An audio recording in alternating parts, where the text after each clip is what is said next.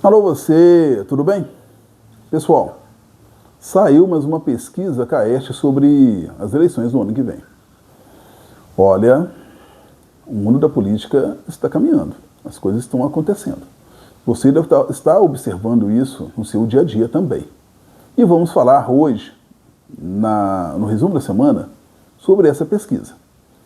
Convido você a chamar outras pessoas para poder crescer conosco. Estamos aumentando o nosso número e queremos chegar a 100 pessoas. Portanto, enquanto roda a vinheta, por favor, convide outras pessoas, participe, compartilhe o vídeo, coloque aqui também tudo aquilo que você achar que é o melhor, o que você pensa sobre o que vai ser falado, pois esse canal é democrático, você sabe. Você participa, você quem faz ele. Então vamos juntos para a vinheta?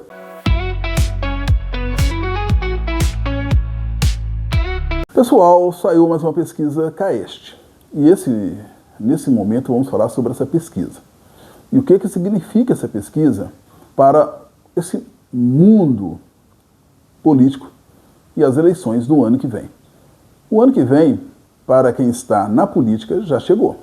É o momento de estar fechando agora tudo que tem que ser fechado, porque agora começa a fazer campanhas. Alguns já estão em campanha há muito tempo. Então, as campanhas já estão ocorrendo, os conchavos também, as federações e também sendo feito ali os agrupamentos políticos. Tudo isso pensando na eleição do ano que vem. Bom, o que vamos trazer para vocês vai ser essa pesquisa então CAEST. Eu vou estar falando, mas vai aparecer para você no vídeo os números sendo colocados. Vamos acompanhar então? Então vamos para o primeiro número. Gente, primeiro vamos falar sobre as especificações técnicas dessa pesquisa. Foram ouvidas 2.004 pessoas, ou seja, 2.004 pessoas na realidade. Quer dizer, e tendo uma margem de erro de 2%. O que isso quer dizer? Determinado número pode ser 2% acima ou abaixo do que está sendo demonstrado na pesquisa, certo? Bom, a data de coleta foi de 6 a 9 de novembro, ou seja, ainda desse mês que foi feitas as coletas. E o público são brasileiros acima de 16 anos, ou seja, as pessoas que realmente votam com o intervalo, o nível de confiança de 95%. Ou seja, se fizer a mesma pesquisa, com as mesmas características, 95 vezes teria que sair da forma que está. Então vamos caminhando. Então, a primeira questão que vai ser colocada agora também na pergunta vai ser: para você, Lula deveria ser candidato à reeleição em 2026? Você está vendo aí na sua tela. Pensa bem, gente. O não subiu de 56% para 59%. Enquanto que o sim caiu de 42% para 38%. O que isso significa? O que aconteceu entre outubro e novembro que o não começou a crescer para que Lula não seja mais candidato a presidente da República? Gente, acontece entre outubro e novembro a ação lá no Rio de Janeiro. E essa ação no Rio de Janeiro produz nas pessoas uma sensação de insegurança. E essa sensação de insegurança faz com que a rejeição de Lula, porque, segundo essas pessoas, ele ainda não tem demonstrado, em seu plano de governo, algo para combater, no caso, a insegurança que as pessoas estão sentindo nas ruas. Vamos lá, em primeiro lugar, temos que compreender aqui também uma outra situação. Lula abriu a boca e falou sobre isso. E a fala de Lula foi considerada negativa também, porque a sua fala ela não trouxe ali uma segurança para as pessoas sobre essa questão. Portanto, o tema segurança para Lula está sendo um tema espinhoso.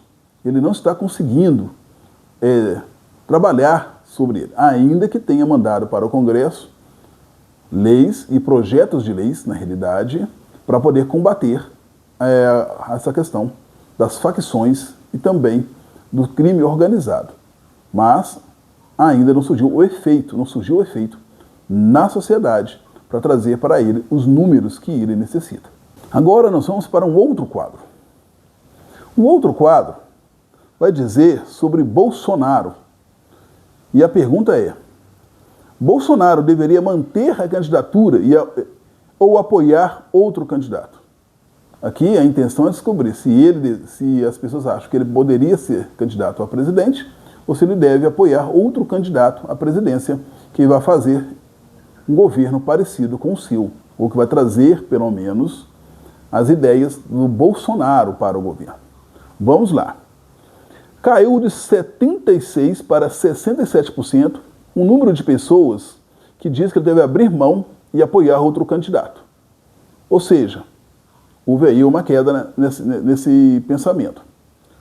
E houve uma subida, ou seja, o número aumentou daqueles que dizem que ele deve manter a candidatura, que ele mesmo deve ser candidato. Gente, aqui nós temos que estudar uma situação.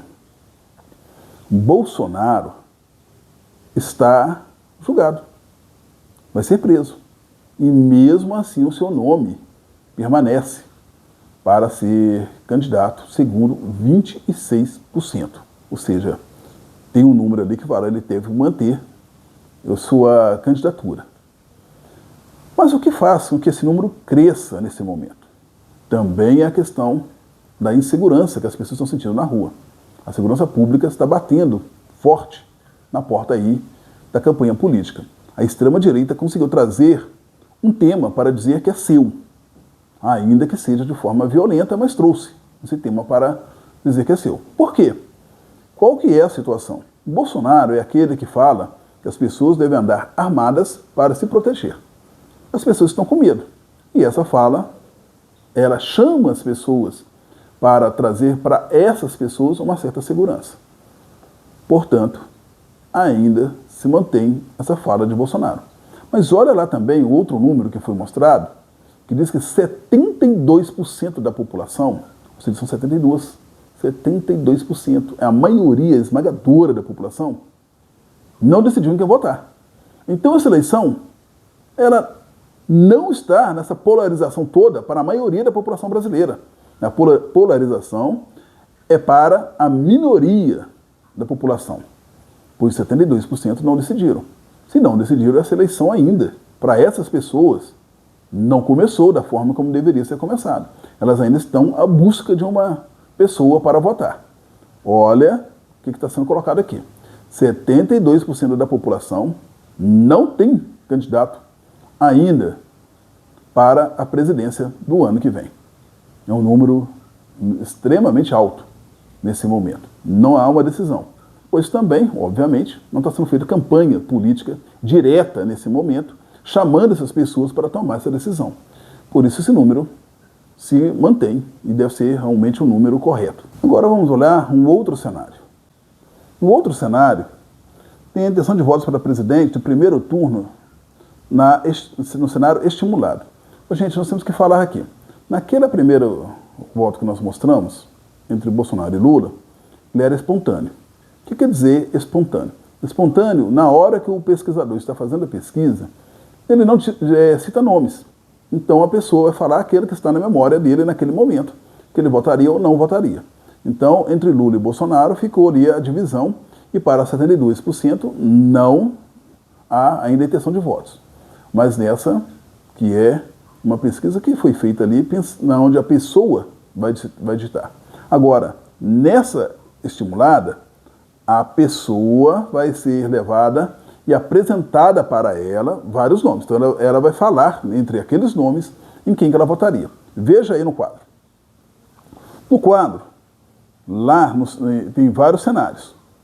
Se Lula fosse disputar a eleição com Bolsonaro, no primeiro turno, Lula teria 32% dos votos e Bolsonaro 27%. Os outros candidatos, nenhum chegaria a 10% dos votos. Ou seja, Bolsonaro sendo candidato, nenhum outro candidato da extrema-direita chega nem a 10% dos votos na realidade. A maioria ali, o maior seria até o Ciro Gomes, que chegaria a 8%.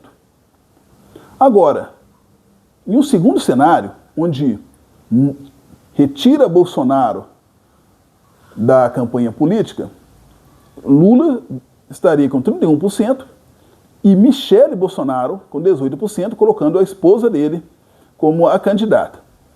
Chegaria a 10% Ratinho Júnior, os outros não chegariam a 10%. No terceiro cenário, Lula chegaria a 35% e, tirando também Jair Bolsonaro e Michele, Tarcísio chegaria a 16%. O mais próximo ali seria Ciro Gomes com 12%. Os outros também não chegariam a 2 dígitos.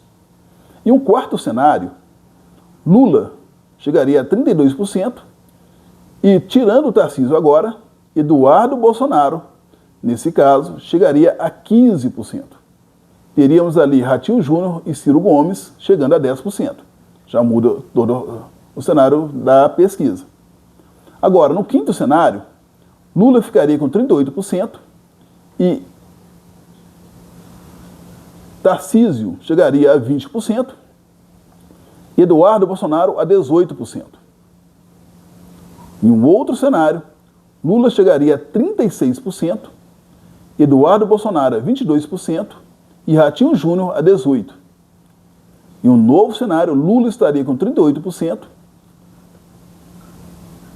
Eduardo Bolsonaro 24% e Romeu Zema 12%. Em um outro cenário, Lula estaria com 39%, Eduardo Bolsonaro com 24% e também Ronaldo Caiado com 11%. Em um novo cenário, Lula estaria com 39%, Eduardo Bolsonaro com 27% e Renan Santos com 6%. Em um décimo e último cenário, nós teríamos Lula com 39%, Tarcísio com 21% e os outros não chegaria, nesse caso, nem a 8%. Gente, esse cenário mostra que a extrema-direita tem que trabalhar para saber como que ela vai fazer. Se vai colocar um número maior de pessoas disputando a eleição no primeiro turno, ou se vai colocar um número menor de pessoas disputando essa eleição no primeiro turno. E saber quais pessoas irão disputar esse primeiro turno. Nesse momento, a pesquisa mostra que colocar mais pessoas seria uma boa, porque diminuiria ali no cenário para Lula. Dependendo de quem estiver disputando, diminui ali a intenção de votos em Lula, e dependendo de quem estiver disputando, aumenta ali, no caso, a intenção de votos para Lula.